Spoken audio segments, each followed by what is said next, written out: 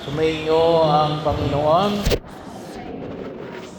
mga kapatid, na sa ikalimang araw na ito ng ating paghahanda, makita natin na nagpakita ang Anghel Gabriel. No?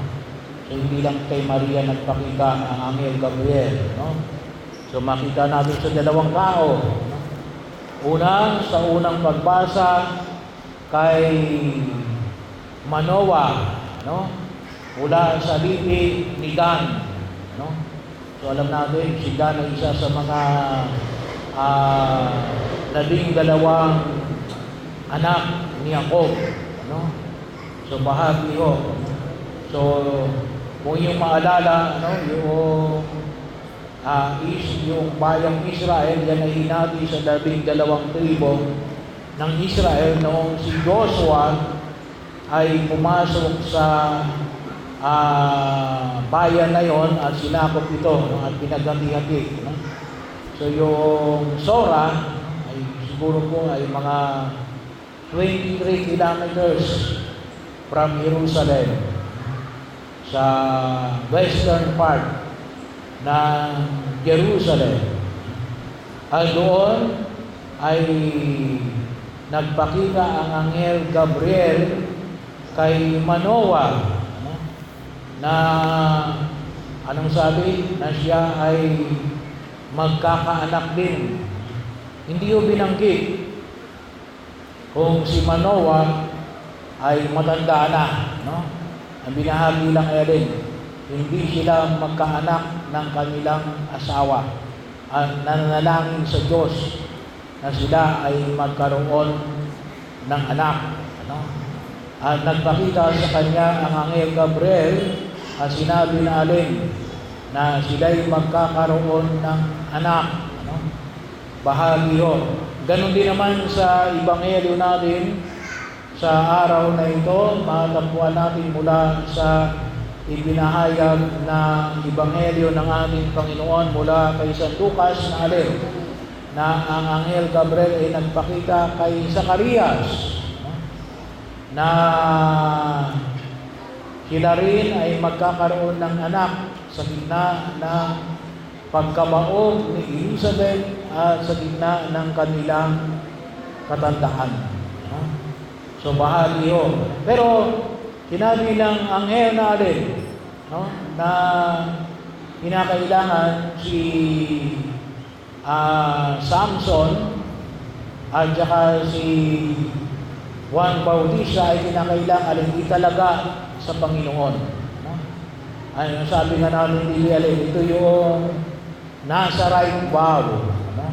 Nazarite, no? Vow, no? Pangako, no? Panata, no? So bahagi ho, ano yung panata ng mga Nazarite? Ito ngayon lang ito kay Juan Bautista at kay Manoah, no? Ay sinabi ng Panginoon, no? Bago pa ipanganak, no? Kasi merong nagpapanata, no? Yung tayo na mismo, ito hindi, ipinanata na ng Diyos, no? Ano yung Nazarite vow? May tatlong pagkilos, no? Ano ito? Una, hindi iinom, no, ng anumang uri ng nakalalasing na inumin. Ano? Kahit na grape juice, hindi sila tumitigil. Kasi nung panahon na yon, no, sa Israel, no, ang kalimitang ginagawang alak kay alin, grape. Sa atin dito, no, niyog. No? Pero doon, ano, kaya kahit na grape, hindi pwede silang tumikim, basta naging juice. No? So, hindi lang basta wag iinom. No? No? Hindi titikim, kahit konti. No? So, bahagi yung ito. Ano pa? Yung hindi magpapagupit. Hindi magpapagupit. Hindi nila puputulan yung kanilang buhok kahit nagaan na ito kahaba. No? So yun yung mga kung tawagin namin ay mga nasa right vow. At yung pangatlo ay hindi binanggit ito sa ating mga pagbasa, pero yung pangatlo ay hindi hahawak sa mga patay. So naalala ko tuloy, may mga Pilipino ayaw humawak sa mga patay. Sabi ko, wala naman kayong nasa right vow, ba't ayaw humawak sa patay? Sabi ko nga sa amin, kapag may namatay na pari, ay hinahatid namin, sa simbahan, mula sa simbahan, hinahatid namin doon hanggang sa labas ng simbahan. Kami humahawak ng kanyang kabaong. So bahagi yun. So yun ay mga pagkilos na dinidinay nila yung kanilang sarili sa mga bagay na ito sapagkat nasabi nga natin ito ay mga pagkilos na para malapit sa kultura ng mga Hudyo. So pero ito yung kanilang itinalaga ng Diyos na maging bahagi ng kanilang pagkilos. Kaya nga po, sabi nga, sino ba si Samson? Siguro narinig niyo yung story ni Samson at ni Delilah. So, bahagi yun. Kaya noong si Samson ay hinayaan niya, kasi si Delilah ay Filisteo. Si Samson kasi ay Israelita. So, palagi silang nire-rape. Palagi silang sinasalakay ng mga Filisteo. So, pinagtatanggol ni Samson ng mga Israelita. Kaya lamang, siya ay napaibig kay Delilah. Kaya nga may kanta na, Why, Delilah. So, bahagi yun na kung saan makita natin. Kaya lang, dahil si Delilah ay Filisteo, ay siyempre, sinabihan siya ng kanyang mga kababayan, kalaban natin yan. So, hinayaan, bahagi yun, kaya ang nangyari, ay tinrap nila si Samson na maputulan ng buhok. Kaya nung naputulan ng buhok si Samson, ano nangyari? Nasira yung ugnayan ng Diyos at ni Samson. Kaya ano nangyari? Nawalan ng lakas si Samson. So bahagi yun. Nawala yung kanyang lakas kasi yung kanyang, kaya siya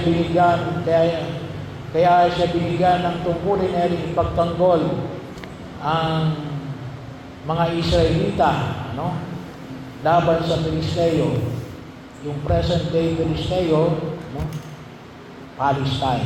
Palestino, para lang po sa inyong kaalaman. Pero bahagi o yan ang pagkilos ng ususin ay naging bahagi ng kasaysayan ng mga Israelita. So, kaya po yung tatlong gawain na ito, hindi pag-inom ng pagtikim ng alak, yung hindi pagpuputol ng buhok, at hindi paghawak sa mga patay, yon?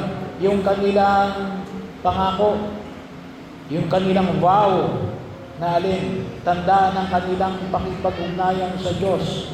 Yun ay kanilang handog bilang bahagi na si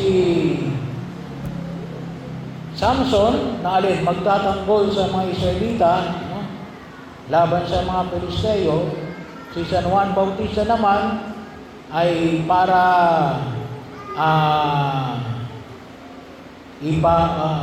una ang Mesiyas na magliligtas sa kanyang bayang Israel. So pareho may pagkilos, bahagi yun. Pero so huwag namin kalimutan na sabi ko nga,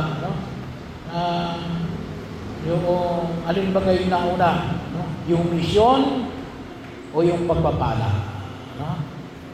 Nauna yung pagpapala, bago yung misyon. So, kaya binigyan sila ng buhay, sila ay isinilang sa daigdig na ito sapagkat may misyon, may misyon pa, Kaya bahagi kanina nagmisa ako sa mga senior citizen ng Sulig, no? Huwag yung, lalo-lalo mga matatanda, huwag niyo sasabihin na alin, matanda na ako. Hindi ho, no? Sana makita ninyo na alin, aba, ay kayo buhay pa, ano? Biyaya yan ng Diyos, no? Kaya kayo binigyan ng buhay, bakit?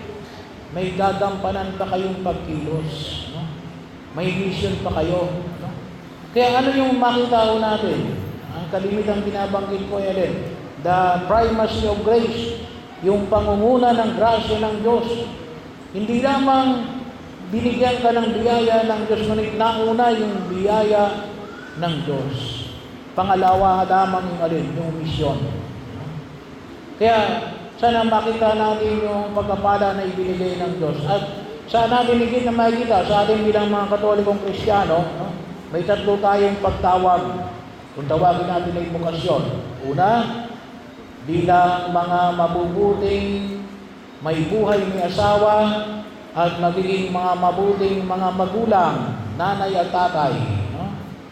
Yung buhay pag-aasawa, no? Yun ang isang misyon, no? Na huwag natin kalimutan, no? Na ipinagkaloob ng Diyos sa inyo, no? Sana po ay makita natin yung karangalan sa mga pumapasok sa buhay may asawa. Pangalagaan ninyo, nanawa na kung saan alin, diyan kayo lalong pababanalin ng Diyos. So bahagi yun na huwag natin kalimutan. Pangalawa, yung tinatawag nating single blessedness. Yung pangatlo kasi yung pagpapari. Hindi naman pari, pero sabi nga natin, ito ay yung mga pumapasok sa buhay konsagrado. Yung mga kapatid natin na kasama sa mga kapatiran, no? Ang mga religious order, no? Na nagtalaga ng sarili na alin, manatiling binata at manatiling dalaga na kung tawagin natin ay inihahandog ang sarili para sa paglilingkod sa Diyos at sa bayan, no? At yung pangatlo ay yung pagiging mabuting pari, no? Bahagi ko yun. Pero sana makita natin na alin, ito yung tatlong pagtawag, no? So, yun ang nakikita mo na doon ka tinatawag ng Diyos. Pero sabi na natin, alin na una? Yung pagpapala, no? Yung pagpapala ng biyaya, lalong-lalo na ng biyaya ng buhay, no? Kaya magkakaroon tayo ng lakas para may sa katuparan ang pagiging mabuting asawa at magiging mabuting magulang. Bakit? Kasi ipinagkaloob ng Diyos sa atin, ano? Ginawa huwag natin kalimutan, ano? Yan ilaan tungo sa kabanalan, ano? So ganun din ho para sa aming mga pari, ano? Kaya kami nagpari, ano? Sapagkat una tingin sa lahat bilang handog ng pagpapasalamat sa biyaya na ipinagkakaloob ng buong may kapal, no? Kaya nga, nais namin na yung buhay na ito, no? Maging man yung pag-aasawa, single blessedness, o pagkapari ay maging buhay na paghahandog sa Diyos, no? Kaya katulad doon ni Samson at ni San Juan Bautista, ano? Ay ginampanan nila yung kanilang misyon. Bakit? No? Kasi nakita nila na ibinigay ng Diyos ang biyaya na ito, na sila ay isilang sa daigdig na ito sa gitna ng katatayuan ng kanilang mga magulang. At yun po nawa yung pag-uugutan natin ng pagkilos, no? So, kaya doon tayo kukuha din ng lakas alin. At higit sa lahat alin, gawa ng pagpapala ng Diyos na ipinagkaloob sa atin. Maring hindi ko kasi dramatic ang aming buhay katulad ng buhay na ibinigay kay Samson at kay San Juan Bautista, no? Pero yung mahalaga ay alin, makita natin na alin, na tayo ay pinagpapala ng Diyos, no? Huwag natin kalimutan yun, no? Una at higit sa lahat, Kaya tayo binuhay sa daigdig na ito sa paggawa ng pagpapala ng Diyos. Una, kahit na wala pa tayong ginagawa, ay pinagpapala ng Diyos. Kaya nga sabi ko nga, yan ay kitang-kita saan? Yung pagbibinyag natin sa bata, pagbibinyag natin sa bata, yung biyaya ng Diyos, na kung saan alin, ipinagkaloob sa atin sa gitna ng pagiging bata. So, yun po nawa yung makita natin, at yun ang pag-uugutan natin ng lakas, sapagkat una tigit kailangan, sabi na natin, kinakailangan natin malaman, ano yung misyon na ipinagkaloob ng Diyos. Pero malalaman lamang natin yan, una tigit sa lahat, kung nakikita natin na tayo ay pinagpapala ng Diyos. Una at higit sa lahat.